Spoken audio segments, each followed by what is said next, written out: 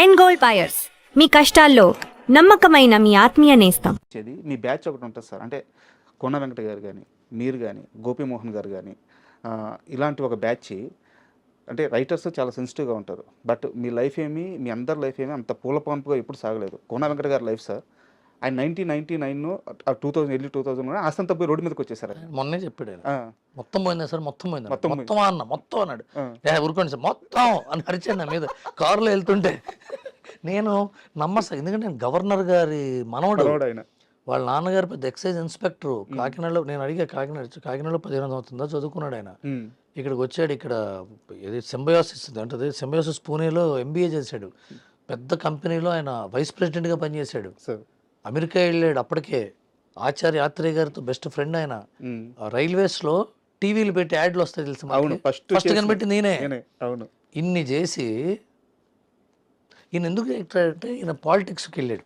ఈయన ఇలా అక్కయ్య గారి మామగారు ద్రోణంరాజు సత్యనారాయణ గారు, ఆయన PA గాను ఆయన తింటున్నప్పుడు అప్పుడు ఈ ప్రచారంలో నరేష్ గారు, ధర్మవరం మొత్తం పోయింది, మొత్తం పోయిందంటే పోయింది. అక్కడి నుంచి మళ్ళీ ఆయన ఇవాళ ఈ స్టేజ్లో ఉన్నాడంటే ఎంత గొప్ప జర్నీ సార్, జర్నీ. సో నా క్వశ్చన్ ఏంటంటే, మీ మైండ్ సెట్ ఎలా ఉంటుంది అది తీసుకునేటప్పుడు? ఈవెన్ హరీష్ శంకర్ గారు కానీ, పూరి జగన్నాథ్ గారు కానీ, సో ఒకనాటి దెబ్బలు తెలియదు వీళ్ళంతా, మీ బ్యాచ్, ఈ బ్యాచ్ అంతా కొంకు దెబ్బలు తిన్నారు. దాన్ని దాటి బయటకు వచ్చేటప్పుడు మీ మైండ్ సెట్ ఎలా ఉంటుంది, అప్రోచ్ ఎలా ఉంటుంది? ఏదైనా రియల్ టైమ్ ఎగ్జాంపుల్తో చెప్పినా ఓకే. లేదు, పరస్పర గౌరవం సార్ ఎప్పుడు కూడా. ఇప్పుడు గోపీమోహన్ గారు ఉన్నారు, నాకు చాలా ఇష్టమైన మనిషి అతను సార్, చాలా ఇష్టమైన మనిషి. నేను నా స్వభావ పరిణామ క్రమంలో, నా క్యారెక్టర్ చేంజ్ ఓవర్స్లో ఆయన ఇచ్చిన సలహాలు చాలా ఉపయోగపడినాయి. నన్ను ఆయన స్లో డౌన్ చేశాడు. నన్ను చాలా, నాలో ఒక బ్యాలెన్స్ తీసుకురావడానికి ఆయన చెప్పే మాటలు, ఆయన పద్ధతులు, ఆయన స్టైల్ ఆఫ్ లైఫ్ నాకు చాలా ఇష్టం. అలాగే వర్క్ స్టైల్లో కూడా is a genius in creating characterisations. అతను అలా నాకు ఉపయోగపడతాడు. ఆయన కూడా లైఫ్లో డైరెక్షన్ చేద్దాం అనుకున్నాడు, చాలా ట్రై చేశాడు, ఆల్మోస్ట్ అయిపోయి ఆగింది. అయినా సరే ఆయన ఇప్పటికీ మళ్ళీ రైటర్గా బిజీగా ఉన్నాడు. ఇవన్నీ జరుగుతూ ఉంటాయి. అలాగే కోన వెంకట గారు డైరెక్షన్ చేద్దాం అనుకున్నాడు, అది ఫెయిల్ అయింది, సినిమా రిలీజ్ అవ్వాలా. ఆ తర్వాత ప్రొడ్యూసర్ అయ్యాడు, ఫ్లాప్ అయ్యాడు, హిట్ అయ్యాడు, రైటర్ అయ్యాడు, కోటాడు ఇవాళ సెటిల్ అయ్యాడు. Harish Shankar first picture flop sir, disaster flop. ఎవడైనా ఎంత, అది పెళ్ళయింది ఆ టైంలో. First picture disaster flop. అప్పుడు పెళ్ళి ఒక చిన్న పెంట్ హౌస్లో కాపురం పెట్టాడు. ఆ పెయిన్ నాతోనే షేర్ చేసుకోలేదు సార్. నా ఇంటర్వ్యూలోనే లైట్గా ఏడ్చారు ఆయన, అది గుర్తొచ్చి అది చెప్పుకొని ఒక రూమ్లో ఉన్నానని చెప్పేసి. అందరూ ఒకటే రూమ్ నుంచి బయటకు వచ్చారు సార్.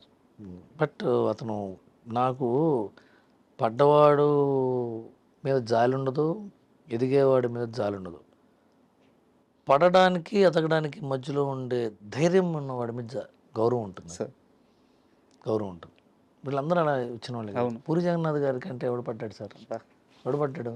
ఆయన సినిమా రేపు వాళ్ళు ఓపెనింగ్ చేసి రేపు ఆగిపోయింది, తెల్లానాని కృష్ణ గారితో. అవును, ఫస్ట్ మూవీ ఆగిపోయింది. మళ్ళీ ఇప్పుడు గోగారు మొదలు పెట్టాల.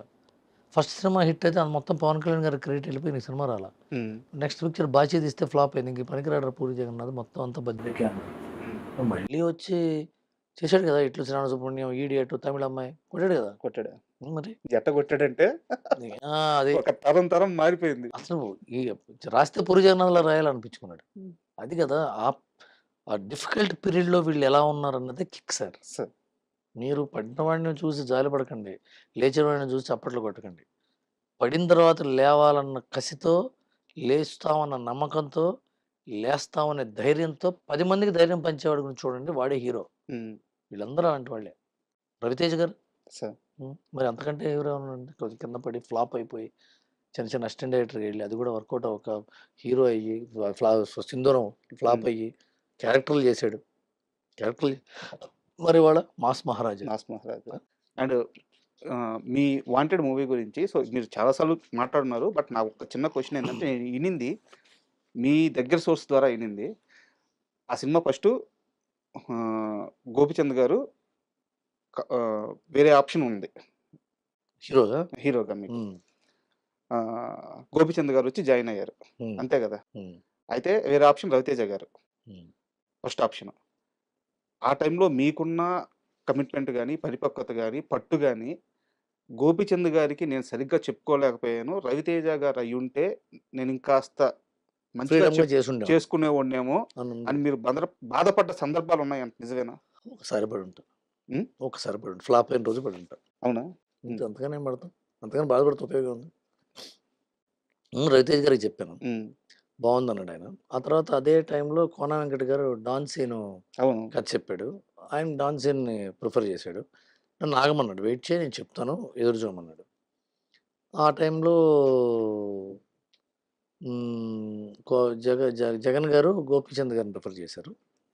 పూరి జగన్నాథ్ గారి రెఫరెన్స్ వల్ల నేను గోపీచంద్ గారి దగ్గర ఉమ్, గోపీచంద్ గారికి కథ చెప్పాను. ఆయన is a very polite man. Sir.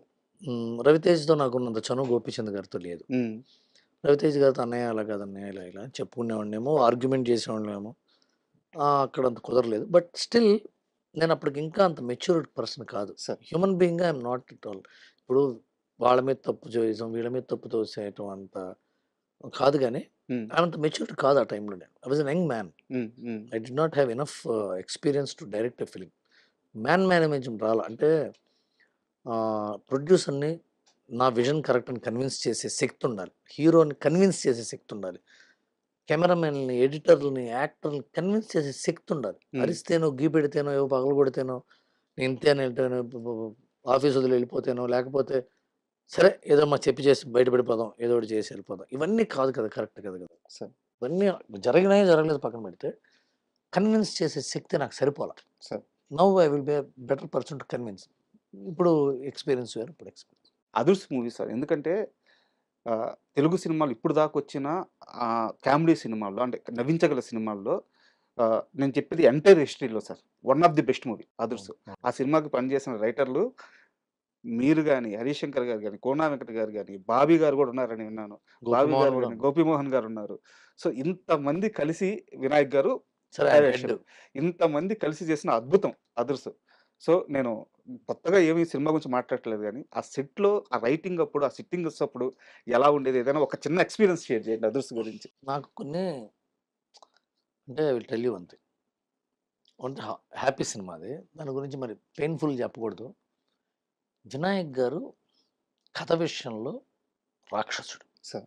రాక్షసుడు, బ్రహ్మ రాక్షసుడు. ఆయన దగ్గర నేను ఒకటి నేర్చుకున్నా. హిట్ కదా ఫ్లాప్ కదా అని ఏ రోజు అండాయన. ఉమ్, రైట్ కదా తప్పు కదా అంటాడు ఆయన. సార్. ఆ దగ్గర నేర్చుకున్నా. కథ చెప్తుంటే తప్పు ఇది, ఇది కథ తప్పు కదా, ఇది ఇది కరెక్ట్ కాదంటాడు. ఉమ్, ఆయన ఎన్నో లైన్లు విని విని ఏది నచ్చకపోతే ఓ రోజు పొద్దున్నే కోన వెంకట గారు వెళ్ళి ఉమ్, ఈ కథ చెప్పాడు. ఓకే. అదర్స్ లైన్ ఒక half an hour, okay lock అన్నాడు. ఉమ్, ఏం లాక్ అయిందో ఈ ముహూర్తానికి, అది కోన వెంకట గారు 2-3 సార్లు వెళ్ళిపోయి విన్నీ అని పిలిచారు. విన్నీ నా వల్ల కాదు, ఉమ్, నా వల్ల కావట్లేదు నిన్ను ఒప్పించడం, నీకు అర్థం కాదు నేను చెప్పేది అంటే పర్లేదు కోనా పర్లేదు కోనా. వినయ్ గారిది ఏంటంటే, కోన గారు అంటే ఇష్టం బాగా, ఉమ్, పిచ్చ ప్రేమ. వినయ్ గారికి ఏంటంటే ప్రేమికుడు సార్. ఆయన యాక్షన్ సినిమాలు చేస్తాడు, ఆయన ప్రేమికుడు, ఆయన లవర్ బాయ్, సార్. అందరిని ప్రేమిస్తాడు. మాట్లాడుతుంటే వినయ్ గారితో మాట్లాడుతుంటే సార్ చాలా ప్రశాంతంగా ఉంటుంది, చాలా హ్యుమానిటీ ఉన్న వ్యక్తి. ఆయన పొలిటిక్స్లోకి రావాలి. సార్. వినాయక్ గారు పాలిటిక్స్లోకి వస్తే పెద్ద లీడర్ అవుతాడు. ఆయన కంపాషనేట్ పర్సన్, కంపాషన్ ఉంది ఆయనలో. ఆయన కూర్చొని చాలా ఓపిక్గా చదవలే. ఇంకా అదృష్టవశాత్తు ఆ టైంలో హరీష్ శంకర్ కోన గారి దగ్గరకు వచ్చి, ఉమ్, అయితే హరీష్ కొంతకాలం అయిన తర్వాత మిరపకాయ వచ్చింది అతను, ఉమ్, తను వెళ్ళిపోయాడు. తర్వాత గోపిమోహన్ జాయిన్ అయ్యాడు. గోపిమోహన్ గారు, నేను జాయిన్ అయ్యాం. తర్వాత మధ్యలో మేమందరం ఇంకా కూర్చొని వర్క్ చేయటం. ఫస్ట్ హాఫ్ లాక్ అయిపోయింది, ఫస్ట్ హాఫ్ షూటింగ్ అయింది. సడన్గా అప్పుడు దురదృష్టవశాత్తు తారక్ గారికి యాక్సిడెంట్ అయింది సార్. అదొక బ్యాడ్ ఇన్సిడెంట్. అప్పుడు బ్రేక్ పడింది ఒక 3-4 నెలలు. మళ్ళీ కూర్చుని సెకండ్ హాఫ్ వర్క్ చేస్తున్న టైంలో చాలా బ్యాడ్ సిచ్యువేషన్ ఏంటంటే, అంటే నా మనసులో రోజు వినయ్ గారు, నేను సురేష్ ఆఫీస్లో, సురేష్ గెస్ట్ హౌస్లో ఉన్నాం. ఇంకో ఎవరో ఉన్నారు, అప్పుడు గుర్తులేదు ఎవరున్నారు, మిగతా వాళ్ళు లేరు. సార్. ఫోన్ వచ్చింది. ఫోన్ వచ్చి గేట్ బయటే, సురేష్ గెస్ట్ హౌస్ గేట్ బయట అలా బేలగా ఉండి కూలిపోయాడు ఆయన. ఇలా పట్టుకున్నాను నేను, కూలిపోతుంటే అర్థమైంది షేక్ అయ్యాడు. ఎలా ఉంటాడు ఆయన, సార్. టైగర్లా ఉంటాడు కదా వినాయక్ గారు. కారుకి వెళ్తే ఒక చోటకి అటు పంజగుట్ట సైడు డాక్టర్ చెప్పాడు వాళ్ళ నాన్నగారికి క్యాన్సర్ ఉంది, లివర్ సార్. క్యాన్సర్. కొడుకు అంటే వినాయక్ సార్. కొడుకు ఎలా ఉండాలి అంటే వినాయక్. నేను సంపాదించబోయేది మొత్తం రాసిస్తా. నా తండ్రిని బతికించాలంటే ఏ వైద్యం ఉందో చెప్పండి ప్రపంచంలో. నాకు తెలిసిన పూజలు, మంత్రాలు, ఎవరైనా పెద్ద పెద్ద ఉంటారు కదా పండితులు, యజ్ఞాలు, యాగాలు ఒక పక్క. ఇక్కడ ఆశీష్ కపూర్ అనే ఆయన ఉంటాడు. ఏరియాలో లక్డీ కపూర్ దగ్గర హాస్పిటల్ సార్ ఆయన హ్యాండిల్ చేశాడు. నేను జపాన్ పంపించానండి. ఆ రోజుల్లో జపాన్ వెళ్ళి లివర్ ట్రాన్స్ప్లాంటేషన్ చేయించాడు తండ్రికి. మార్పిచ్చాడు ఆయన. బతికించుకున్నాడు. ఇంకో సంవత్సరం బతికాడు ఆయన. ఇంకోళ్ళు అయితే ప్రాణం పెట్టాడు సార్. మొత్తం ఏం కావాలంటే అది జపాన్ తమ్ముడు పంపించాడు. అక్కడ చేయించుకున్నాడు, తీసుకొచ్చాడు. నాటు వైద్యాలు, ఆ వైద్యాలు, ఇవి తండ్రి కోసం. నీ అమ్మ దశరథ మహారాజుకి రాముడు ఎట్లాగో వినాయక్ గారు వాళ్ళ తండ్రికి అట్లా. ఆయన తండ్రి ఎన్నికల్లో నిలబెడతానంటే చాగల్లో ఎన్నికలు నిలబెట్టి గెలిపించాడు సార్. అంత గొప్ప తండ్రి. నాకు అదుర్స్ అంటే అవి గుర్తుకొస్తాయి. రామారావు గారికి పాపం యాక్సిడెంట్ అవ్వటం, వినాయక్ గారికి ఇది అవ్వటం. మేము వినాయక్ గారి దగ్గర మేము నేర్చుకున్నాం. ఎన్టీఆర్ ఒక విశ్వరూపం సార్ నటుడుగా. Is a marvellous man. NTR is a marvellous actor. Acting అంటే ఏంటి? మనం కాంది మనం చేయటం కదా. కరెక్ట్. అంతేగా. మనది కాంది మనకి తెలిస్తే చేస్తాం. అతనికున్న జ్ఞానం, అతనికున్న ప్రపంచ జ్ఞానం ఎంత ఏంటంటే, మిమ్మల్ని చూస్తే మీ బాడీ లాంగ్వేజ్, మీరు ఏం ఆలోచిస్తూ అవటం వల్ల ఆ బాడీ లాంగ్వేజ్ వచ్చింది మీకు, అవన్నీ పట్టేయగలరు. అతను చాలా చక్కటి నెంబర్